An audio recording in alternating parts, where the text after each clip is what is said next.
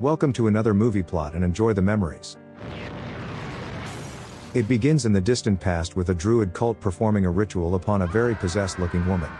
Once in a millennium when the sun eclipses the moon, Satan selects a woman to give birth to his son.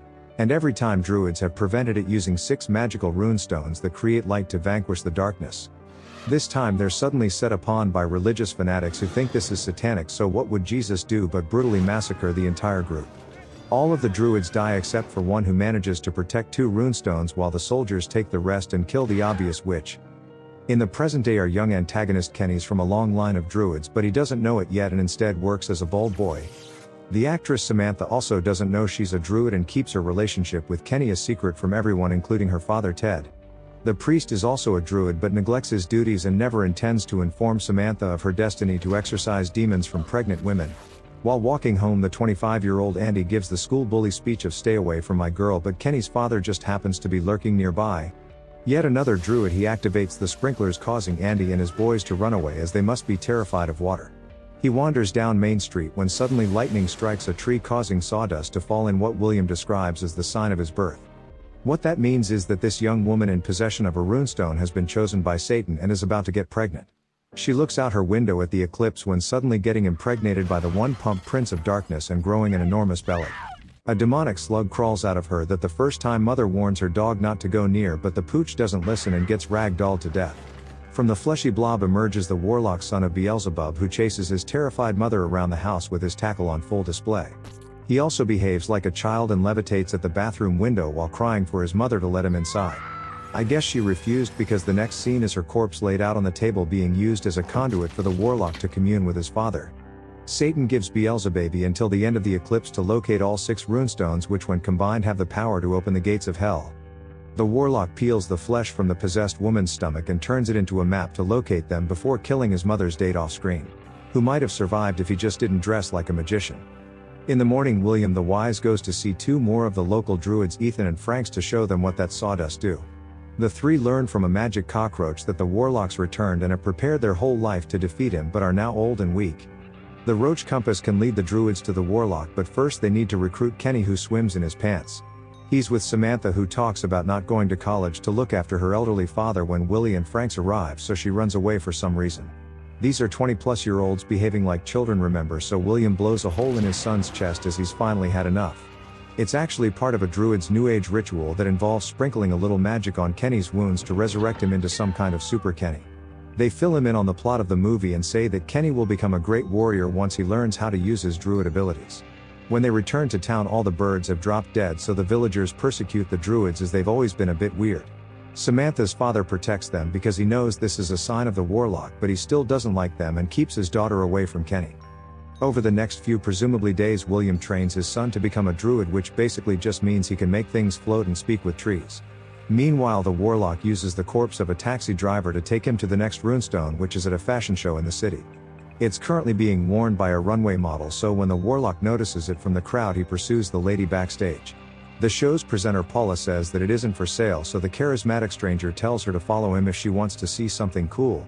Like all of the other middle-aged children in this film, she follows the creep to the edge of the rooftop, as this is sure to go down well. He takes her hand and flies off, so Paula gives him the runestone to put her down, but he drops her through the runway skylight in front of all her peeps. On his way to the next stone, Warlock pulls up at a gas station where the attendant notices the corpse but is either high or just dumb. Elsewhere, Frank performs a spell and the Warlock springs a leak from his head, but the old Druid doesn't realize that his magical attack almost ruins the movie. He just gives up and leaves feeling like a failure, while the puddle of a Warlock has barely enough strength to drain the stone dummy's life force. To add insult to death, he steals the man's car and drives to a sideshow carnival where the psychic dwarf Augusto knows the location of the stone. He refuses to sell it, but the barker overhears and agrees, as the Warlock seems adamant on making the deal instead of just stealing it. The little man tries to intervene, so the Warlock impales him with the Iron Maiden, causing the terrified barker to enter the room of mirrors. He must be new here because he immediately gets lost, so the Warlock brings him into the mirror dimension that he calls the other side of reality. The barker must select the right runestone from an identical pairing, but when he chooses incorrectly, he gets trapped inside with all of the creepies. While this is happening, Samantha's freaking out about having dreams of being a Druid, so Kenny thinks it'll help if he told her he's also a walking zombie. Even more confused now, it suddenly begins raining blood on the pair, indicating that the Warlock obtained another stone. The next day we learn that Kenny can blow up trees with his mind and strip a motorcycle in seconds, which'll come in handy at the chop shop. As he's getting up in some squirrel's personal space, another local druid named Kate talks to Ted about him being such a douchebag. She hasn't said anything until now, so Ted goes over to William's house and warns his son to keep away from Samantha or he'll sick the town on them. Meanwhile, Ethan's taken the Warlock tracking cockroach to go hunting the Devil's Son alone for some ungodly reason. He's alerted to his presence in an elevator as we learn from the other druids that there's a magical dagger that can kill the Warlock, but it's gone missing. Ethan's taken it himself to try Julius Caesar him in the back, but only the Warlock leaves the blood-soaked elevator as solid matter. He seals the assistant's yapper shut of an antiques dealer, but like everyone else he's not willing to sell the stone in his possession and pulls a gun.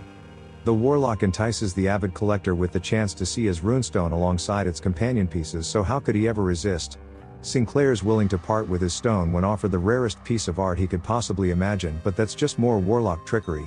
The deceiver twists and contorts the collector into a Picasso statue that somebody's sure to purchase, just like all this other crap. Retrieving the fourth stone causes cockroaches to swarm Ted's church, while Samantha discovers her telekinetic powers when she gets angry at Will. He fills her in on the details and she confronts her father wanting to be reborn like Kenny, but Ted's kept everything a secret from her for this very reason. He doesn't want to kill his own kid unlike Kenny's trigger-happy father, so she just sticks herself with a chef's knife and gets resurrected by the other druids. The gang are happy to have the priest helping them again, even if he did threaten a lynching on them earlier, and give Kenny one of the stones while Franks keeps the other. On his way to collect the final two, the Warlock needs a new map, so he picks up a woman with plenty of canvas to work with. He uses her scalp of all pieces to show him the location of Kenny, who's hanging out with Sam at the local Stonehenge for some reason. As they're talking, the bully Andy shows up for the girl, or maybe to fight Kenny, but it doesn't really matter because Sam force chokes him. She allows the full-grown man to go get a job, but he completely abandons his truck so that we can use it as a set piece later in the movie. The druid couple then make out in the henge and unnecessarily get Sam's buttocks out as we jump across town to Kate leaving work. She runs into the polite Warlock, who by the morning has rudely crucified her upside down in front of the church for everyone to see. The crowd blame the druids for being Satanists when Kenny shows up levitating a baseball and surely not making things any better. They realize that the Warlock has captured Frank, so Kenny gives the stone to Sam and goes to rescue him, but it's already too late. The druid has been dismembered during an interrogation, so Kenny puts the old man out of his misery, but the Warlock has already got the stone. He sends Kenny flying out the building and impales him on a pole, so Kenny sets the Warlock on fire, but he just blows it out. He counters with a convertible, but Kenny pops a manhole and saves his already crippled self from being any more dead. Just then Will and Father Ted show up with shotguns in hand and blow the Warlock into the building, but he recovers immediately. As the two reload, the Warlock pulls out his finger guns and shoots both of them through the heart before returning to what remains of Kenny. He begins to torture him, so Samantha lures the Warlock away with the runestone on a motorcycle, but it's no match for the speed of flight. The Birdman corners her by the dodgy Stonehenge, but the druid impales him with a tree branch and assumes that she killed him. The son of Satan doesn't go down to no twig and immobilizes Sam by tying her to the front of Andy's abandoned set piece. He finally obtains the last of the runestones as the eclipse begins and the whole area falls into a perfectly timed darkness. As he begins the ritual to summon his father, the Warlock struck by Kenny's lightning bolt, who is resurrected again by a dying Will. It's like he's about to do something more, but the Warlock just strangles him with a vine against a tree before returning to his spell. A portal to hell opens up in the center where Satan starts to crawl out, so the pair of restrained druids use all of their collective magic to switch on a light bulb. Just like in the beginning, light destroys the evil, but in the 20th century it just takes the spotlights from some jerk-off's truck. With the eclipse ended, the sun comes out and the failed Warlock has one final attempt at killing Kenny with the magical dagger. Since it's his only weakness, he probably should have just ditched it instead of allowing Kenny to have this battle of mental wills for control of it. It's even until Samantha joins in and Satan's son is defeated by the Holy Grail that was crafted into a dagger. He melts into a screaming heap of goo that soaks into the ground, and the two mighty druid warriors can now escape their inescapable restraints.